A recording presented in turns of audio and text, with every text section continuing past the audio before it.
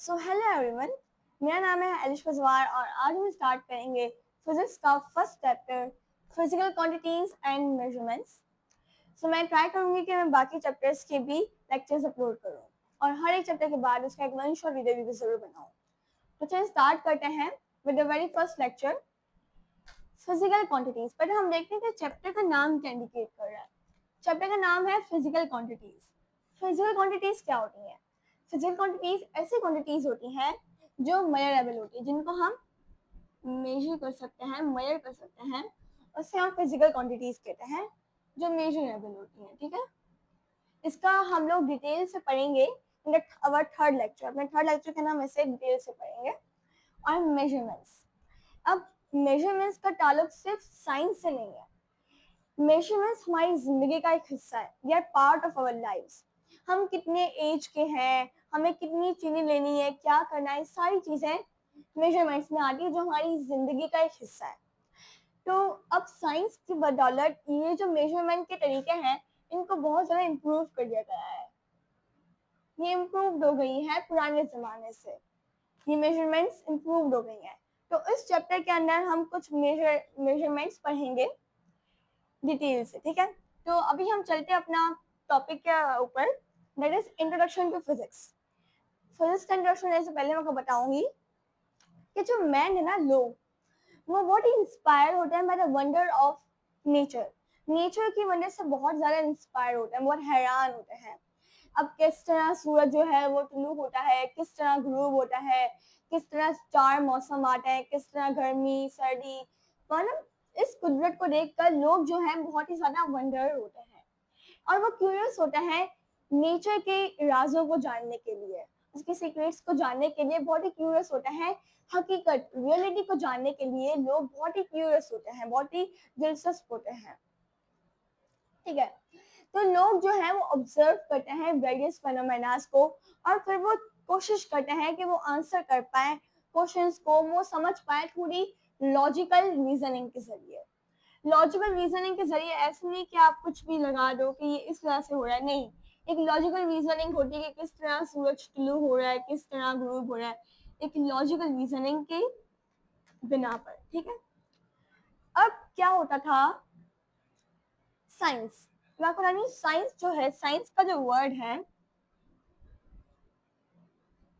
अब जो भी ऑब्जर्वेशन होती थी, जो भी नॉलेज जो होती है वो गेन होती है थ्रू ऑब्जर्वेशन एंड एक्सपेरिमेंट। अगर हम किसी चीज को ऑब्जर्व करें और बोल दें कि ये चीज ऐसी है तो वो साइंस नहीं कहलाएगी जब तक वो हम उसको एक्सपेरिमेंट के जरिए प्रूव नहीं कर लेते। तो साइंस के अंदर ऑब्जर्वेशन का होना और एक्सपेरिमेंट का होना बहुत जरूरी है। बिकॉज अगर सिर्फ और सिर्फ ऑब्जर्वेशन होगी तो फिर हम उस चीज को प्रूव ही नहीं कर सकते। हम कुछ बोले कि ठीक है ये ऐसी चीज है, वो साइंस नहीं कहलाएगी बिकॉज आपने अभी तक उसको प्रूव नहीं किया, आपके पास कोई एक्सपेरिमेंट है उसको प्रूव करने के लिए। तो साइंस के अंदर क्या होता है, जो भी नॉलेज, द नॉलेज, जो भी नॉलेज होती है, नॉलेज जो होती है जो गेन की जाती है, किसके जरिए, the knowledge gain through observation, observation के जरिए और एक्सपेरिमेंट के जरिए, उसी का ही नाम साइंस है। ठीक है, हम कोई चीज ऑब्जर्व करते हैं और उसके बाद हम एक्सपेरिमेंट करते हैं, फिर जो हमारे पास नॉलेज गेन होती है उसे हम कहते हैं साइंस। ये जो साइंस वर्ड है ये हमारे पास निकला है लैटिन वर्ड में से। कहां से? लैटिन वर्ड जो है साइंशिया। क्या होता है? साइंशिया, जिसका मतलब होता है विच मीन्स नॉलेज। साइंस होती ही नॉलेज है और वो नॉलेज किसके जरिए निकाली जाती है? ऑब्जर्वेशन और एक्सपेरिमेंट के जरिए। ठीक है, अब हम आते हैं अभी टॉपिक की तरफ।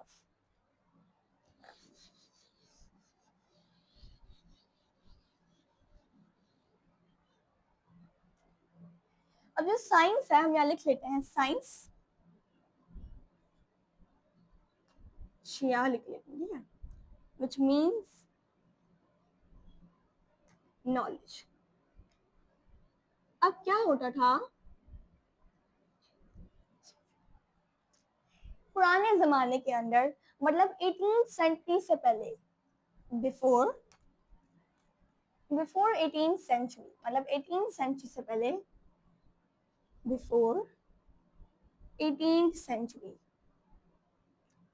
18th सेंचुरी से पहले जो भी इंफॉर्मेशन होती, जो भी इंफॉर्मेशन, मतलब various information, various expect of material object, किसी भी ऑब्जेक्ट के बारे में, इंसान के बारे में, इस कुर्सी के बारे में, किसी भी चीज के बारे में जो भी इंफॉर्मेशन होती थी, उसके वो किसके अंदर होती थी, वो होती थी आग के बारे में हो, केमिकल्स के बारे में हो, इंसान के बारे में हो, बर्ड के बारे में हो, किसी के बारे में भी हो, वो किसके अंदर होती थी, was included, was studied under one subject, एक सब्जेक्ट के अंदर वो पढ़ी जाती थी, स्टडी की जाती थी, और वो सब्जेक्ट क्या था, नेचुरल फिलोसॉफी। क्या था, natural philosophy.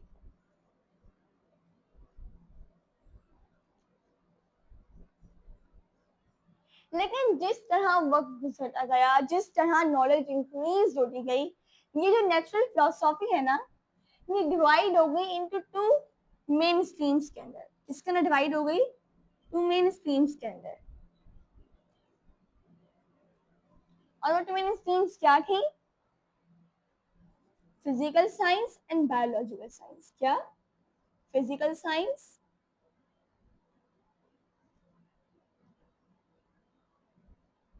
And biological science.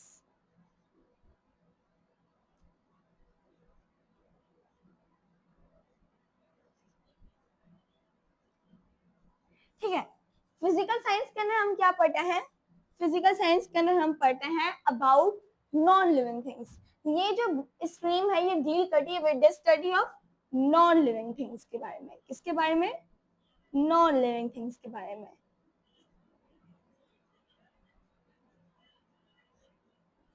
और वहीं दूसरी तरफ बायोलॉजिकल साइंस जो है वो डील करती है with the study of living things के बारे में।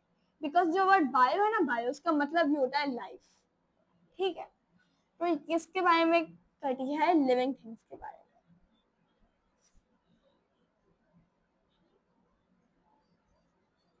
अब क्या होता है कि अब हमारा तो कंसर्न जो है वो फिजिकल साइंस के बारे में, इसके बारे में है। Our concern is with physical science. Physical science जो है इन 19th सेंचुरी के अंदर इस फिजिकल साइंस को भी क्लासिफाई कर दिया गया। ये फिजिकल साइंस जो है उसको भी क्लासिफाई कर दिया गया into 5 distinct disciplines। किसके अंदर क्लासिफाई कर दिया गया, 5 distinct disciplines, 5 distinct disciplines के अंदर।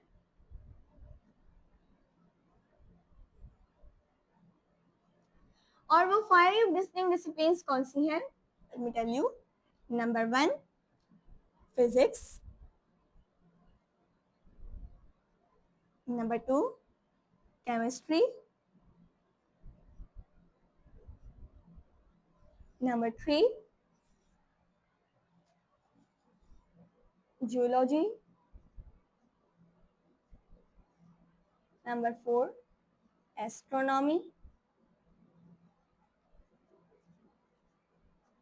और नंबर 5 मेट्रोलॉजी। मेट्रोलॉजी, ठीक है। फिजिक्स के अंदर हम क्या पढ़ते हैं वो मैं आपको फिर बताऊंगी, बिकॉज हम तो पढ़ेंगे फिजिक्स। ठीक है, केमिस्ट्री में क्या पढ़ रहे होते हैं, केमिकल रिएक्शन।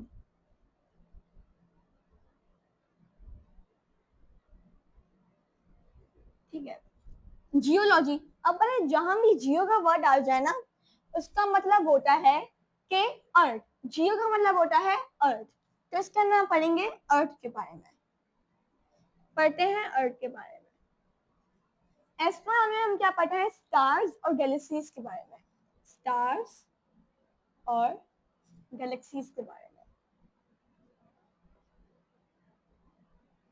एंड मेट्रोलॉजी के अंदर हम पढ़ते हैं अबाउट वेदर के बारे में।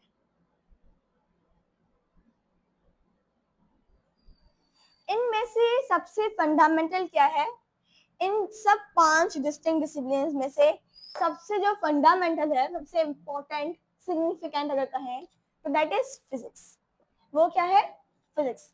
तो अब हम फिजिक्स को सामने आते हैं। ये तो हमने बता दी हिस्ट्री कि फिजिक्स कैसे क्लासिफाई हुई। पहले नेचुरल फिलोसॉफी है आई, फिर 18th सेंचुरी से पहले नेचुरल फिलोसॉफी होती थी, फिर उसको 19th सेंचुरी में उसको क्लासिफाई कर दिया गया into physical science and biological science. फिर फिजिकल साइंस को क्लासिफाई कर दिया गया into 5 distinct disciplines, physics, chemistry, geology, astronomy and metrology. Physics के अंदर हम पढ़ते हैं about energy, matter and interaction. वो मैं आपको बिल्कुल डिटेल से बताऊंगी। केमिस्ट्री के अंदर पढ़ता है केमिकल रिएक्शन के बारे में, जियोलॉजी के अंदर अर्थ के बारे में, एस्ट्रोनॉमी के अंदर स्टार्स और गैलेक्सीज के बारे में, और मेट्रोलॉजी में पढ़ते हैं वेदर के बारे में। अब हम पढ़ते हैं फिजिक्स के बारे में। ठीक है, कि फिजिक्स क्या होती है। ये तो हमने हिस्ट्री पूरी बता दी, इनको बता दिया। अब हम बताते हैं आपको फिजिक्स के बारे में।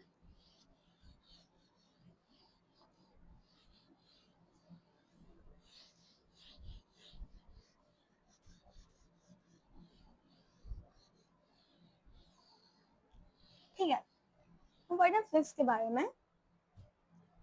फिजिक्स क्या होती है?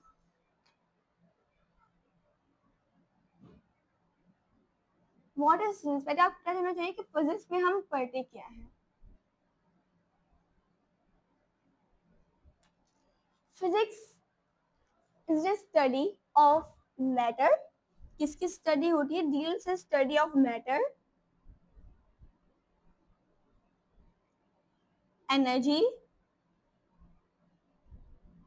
एंड देयर इंटरेक्शन, और उनका इंटरेक्शन।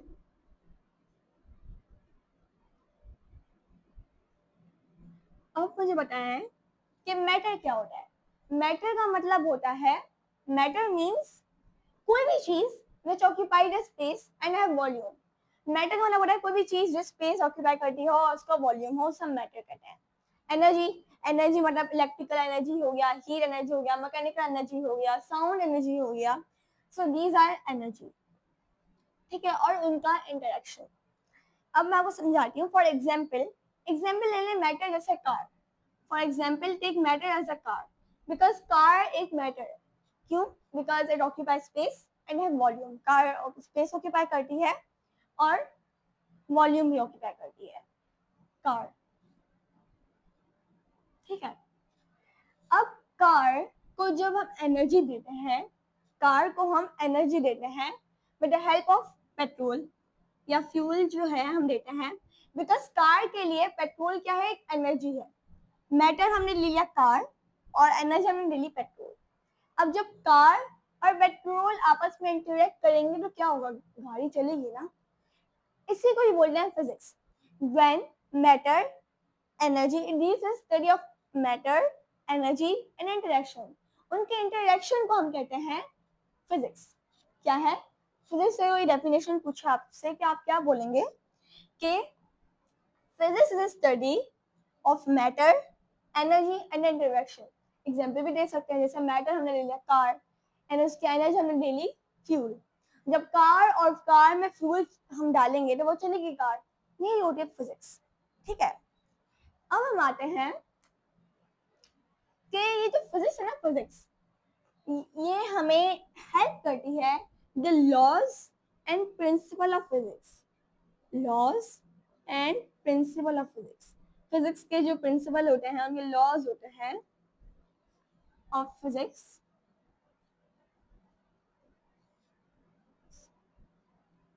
हेल्प्स अस, हमें हेल्प करती है to understand nature, to understand nature को समझने के अंदर, नेचर को समझने में, कुदरत को समझने में फिजिक्स हमें हेल्प करती है। अब पता है फिजिक्स की हमारी जिंदगी में बहुत अहमियत है। हम अपनी डेली रूटीन में बहुत मुश्किल से कोई ऐसी डिवाइस होगी जिसके अंदर फिजिक्स यूज ना होती हो। बाकी तमाम डिवाइस में कहीं ना कहीं फिजिक्स का लिंक जरूर होता है, फिजिक्स से कोई ना कोई ताल्लुक जरूर होता है। हम एग्जाम्पल लेते हैं। For example car. अब ये जो कार है, ये जो कार है, अब अगर हम बात करते हैं एप्लीकेशंस के बारे में,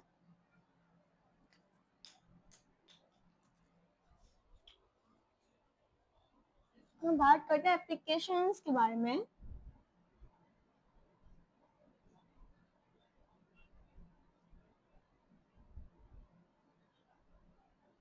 ठीक है, एप्लीकेशंस के बारे में बात करें, हम क्या बोलते हैं। तो कार, अब पता है कार जो है वो भी किसके बेस चलती है, मैकेनिकल एनर्जी की बेस चलती है। मैकेनिकल एनर्जी जो है वो भी एक ब्रांच है केमिस्ट्री, ब्रांच है फिजिक्स की, वो हम लोग अपने नेक्स्ट लेक्चर में पढ़ेंगे, ब्रांचेस ऑफ फिजिक्स। कार, इसके अलावा रेफ्रिजरेटर, फ्रिज जो हमारे पास होता है, रेफ्रिजरेटर, ये भी थर्मोडायनेमिक्स के प्रिंसिपल पे चलती है। किसके प्रिंसिपल चलती है, थर्मोडायनेमिक्स। इसी तरह हर चीज, pulley, pulley is also example application of physics. इसके अलावा हम लोग जो कम्युनिकेशन करते हैं, कम्युनिकेशन के लिए हम लोगों ने जो बनाया हुआ है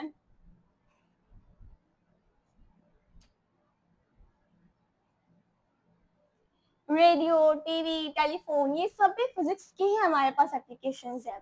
इसके अलावा मीन्स ऑफ ट्रांसपोर्टेशन, जो मीन्स ऑफ ट्रांसपोर्टेशन कार में आ गया, कार, एरोप्लेन, ट्रेन, ये सारी हम लोगों ने फिजिक्स के प्रिंसिपल पे चलाई है। किसके, फिजिक्स के प्रिंसिपल पे ही चलाई है, बनाई है। ठीक है, इसके बाद हम देख ले हमारी घर की चीजें, वॉशिंग मशीन, वैक्यूम क्लीनर, ये रेफ्रिजरेटर, ये सब भी फिजिक्स की बदौलत ही हमें मिली है।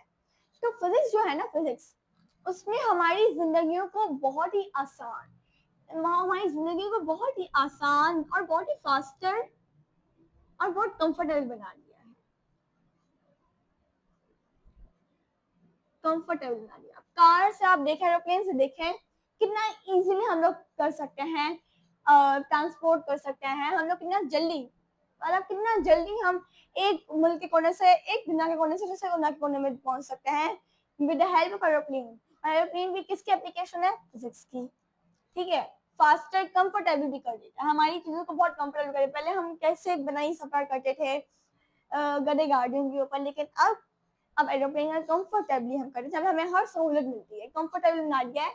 पास, मतलब पास से, पुराने जमाने से हमारी जिंदगी बहुत ही इजियर, बहुत ही फास्टर और बहुत ही कंफर्टेबल हो गई है with the help of physics, physics की मदद से।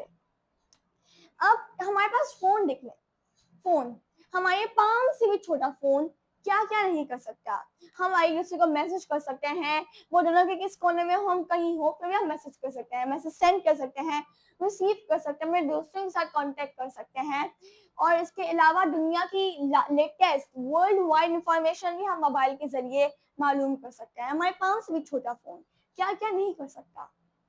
ठीक है, उसके अंदर, मोबाइल के अंदर कैलकुलेटर भी है, हर चीज, हम पिक्चर्स ले सकते हैं, पिक्चर्स को सेव कर सकते हैं। तो मोबाइल भी फिजिक्स की एप्लीकेशन है।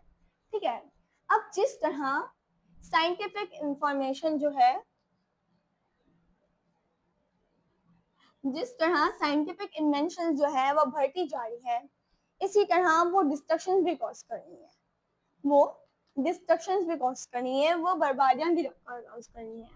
मतलब इसके हमारे पास नुकसान भी है, क्या है, नुकसान भी है, डिस्ट्रक्शंस भी कॉज कर रही है। Pollution, environmental pollution is the one of the major issue, environmental pollution। आपको पता है जो विंड टरबाइन होती है, विंड टरबाइन, वो कितना ज्यादा पॉल्यूशन, कितना पॉल्यूशन वो इंक्रीज करती है wind turbine. It is application of physics और वो बहुत ज्यादा पॉल्यूशन इंक्रीज करती है, एनवायरमेंटल पॉल्यूशन। इसके अलावा डेडली वीपन, वीपन मतलब हथियार, वीपन्स। ठीक है, हम रिवाइज कर देते हैं, हमने क्या क्या पढ़ा।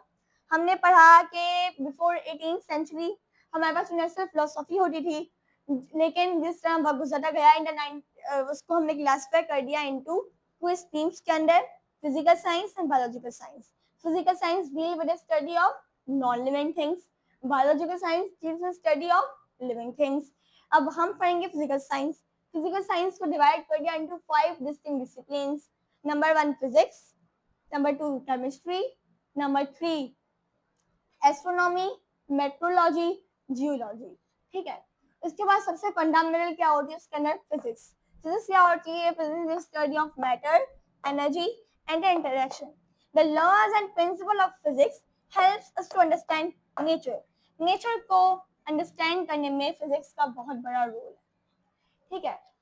इसके अलावा एप्लीकेशंस की बात की जाए तो कार मैकेनिकल एनर्जी की बदौलत चलती है, रेफ्रिजरेटर थर्मोडायनेमिक्स के प्रिंसिपल पे चलता है, कम्युनिकेशन, इसके अलावा ट्रांसपोर्टेशन, ठीक है। ये सारी चीजें फिजिक्स की एप्लीकेशंस है।